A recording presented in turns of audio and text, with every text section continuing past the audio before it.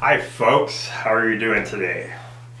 Thanks for joining me. A good friend of mine on his one of his videos had shared a teaching or a study on another. It was on BibleInfo.com, and so I went to the article and looked at it, and it was actually a very good article. But this shows you how subtle Yahweh, our Heavenly Father's test is, and even those who are writing about it do not realize and think about it being in real time. If you take and read Scripture, the Bible, Scripture means writings. If you read that, we understand that a lot of the letters were written after the events, but if you read them as the events were taking place in real time, then you start to see the tests and you can see more clearly. I want to share this with you because I just thought this is so interesting. I sent this out as my mailer for this week here, and so False Christ article. This is the False Christ article found in BibleInfo.com, and I tried to find who the author of it was, but it didn't indicate it. And I'll use the word Yeshua a lot of times for Jesus because that's what I like to do. That's his name. Yeshua warned us that in the last days counterfeit Christ would rise, who would masquerade as the Messiah and claim to be the Savior of the world. The problem is we're not realizing or asking our question, whose last days? Last days when? Yeshua's last days? Before he went to the cross? The apostles' last days? The end times? See, sometimes our presupposition is what messes us up. We were taught different things, so even when we read it, we don't catch it. Here's how the article goes. Shortly before his crucifixion, Yeshua preached his great prophetic discourse regarding profound events that would occur at the end of the age, just prior to his second coming. See, right there, they're putting in your mind that this is talking about way off in the future. And that is where they're making their mistake. His second coming. Among those events, he said, would be false prophets and false Christs. He warned that anyone who says to you, look, here is the Christ, or there, do not believe it. For false Christs and false prophets will rise and show great signs and wonders to deceive, if possible, even the elect. See, I have told you beforehand. Therefore, if they say to you, look, he is in the desert, do not go out. Or look, he is in the upper room, do not believe it. See, right away, their presupposition blinded themselves to the possibility that Yeshua was talking about during their lifetime. See? That was Matthew 24:23 through 36 in the New King James Version. Okay, and then the guy goes on, or person, whatever. Yeshua emphasized that these false Christs will perform great signs and miracles and deceive many. Many Christians think that as long as they believe in Jesus, they will be shielded from the deceptions of the last days. See again, false presupposition. However, these will not be crude deceptions that will be easily identified.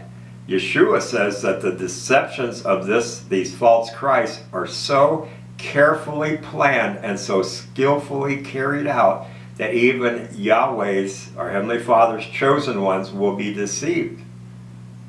If that were possible. The only reason it is not possible is if we keep our focus on the real Yeshua through study of his word and through his prayer. Okay, that last statement is absolutely clear, but they themselves are not thinking of real time, of Yeshua talking about it right now. Listen to this. Who is behind these false Christs? Who is behind these false Christs? It is none other than Satan himself, speaking of these false Christs and false prophets. Paul wrote, For such men are false apostles, deceitful workmen, masquerading as apostles of Christ. And no wonder, for Satan himself masquerades as an angel of light.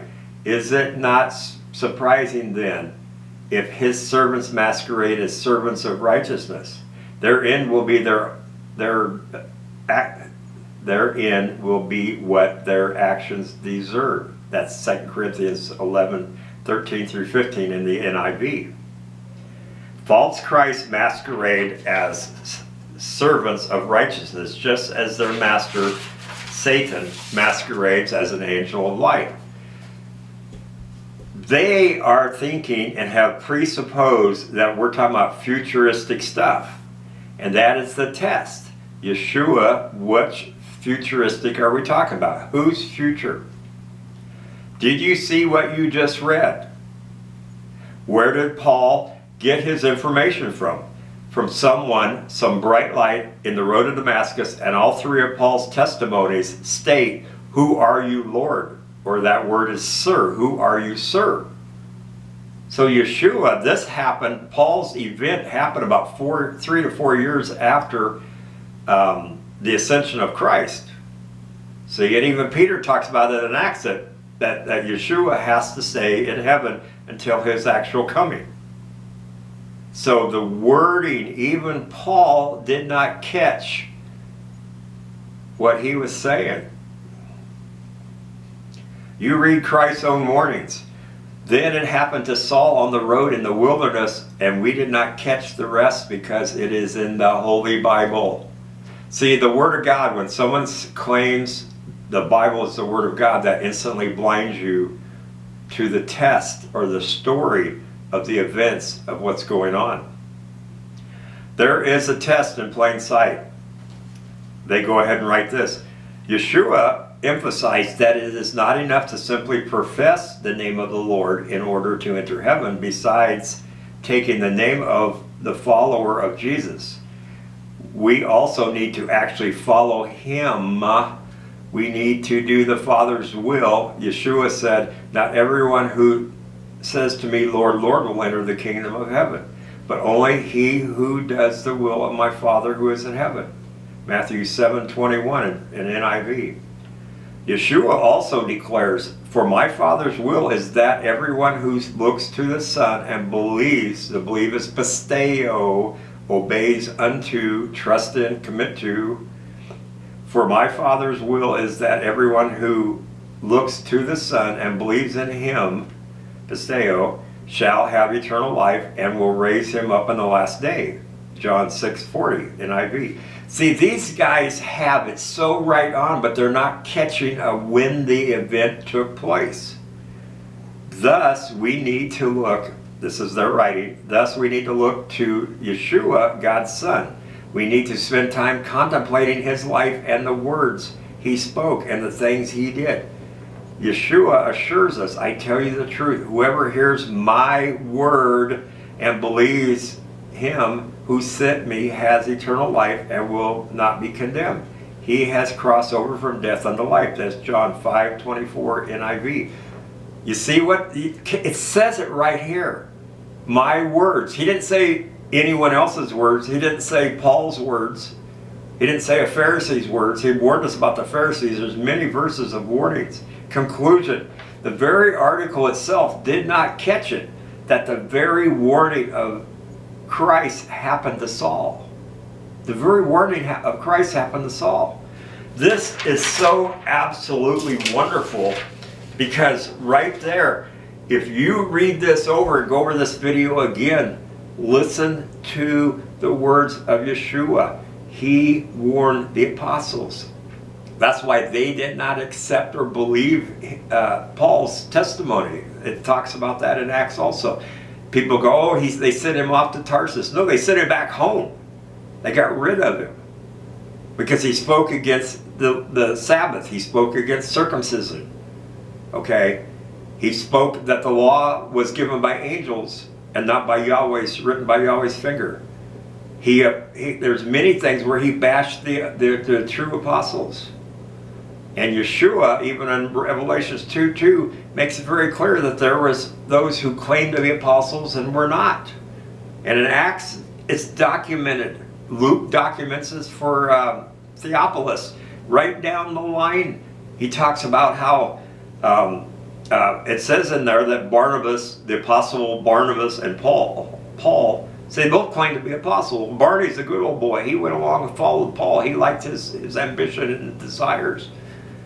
But he also says if you look at it in real time, and if you look at Acts as a documented information to Theophilus of the series of events, the events itself right there will prove that that is not pro-Paul, that is against Paul. See? And so, but right here is where it all began. The simple test. Yeshua said, my words follow the Son of Yahweh. This very article says we're supposed to follow the Son of Yahweh, but then they quote Paul. Because they don't understand real time. They don't understand studying the subject, the whole entire subject matter. See? And so, wow, I'll tell you, this was just such a good article. Actually, they had 4 or 5 pages, and I went through it, and I just picked out a couple of the key things that I thought was important and stuff. But that is ground zero. That is how subtle the test is that our Heavenly Father allowed in the New Testament to see if you'll follow His Son or if you'll follow a perfect counterfeit that takes up 1/3 of the New Testament, that dominates, that knocks all the others and proclaims that you follow me as I follow Christ.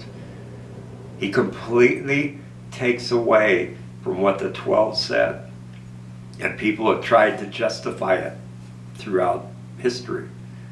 So I'm at the stage where there is no way, with all the studies I've done, with all the pages and comparison testing, there's no way I would ever go back to following Paul. I don't care if I lost all my friends. I've lost a lot of them. Paying the price to follow the Messiah. The Messiah made it clear that He will even divide families. His words will divide families. Man, it's right there. His words. Not other people, not Peter, not all the others. All the others, James, Jude, and 1st, 2nd, 3rd John, and Revelations, all point and warn us to follow the Messiah's words and not those who came out from among us, but are not of us. If they were of us, they would have stayed with us. Amen. Amen. Father, thank you so much. Wow, it is just so incredibly simple, but yet it's so incredibly complicated and blinding. Please, Holy Spirit, guide us and direct us. We want to follow your truth. In Yeshua's name, amen.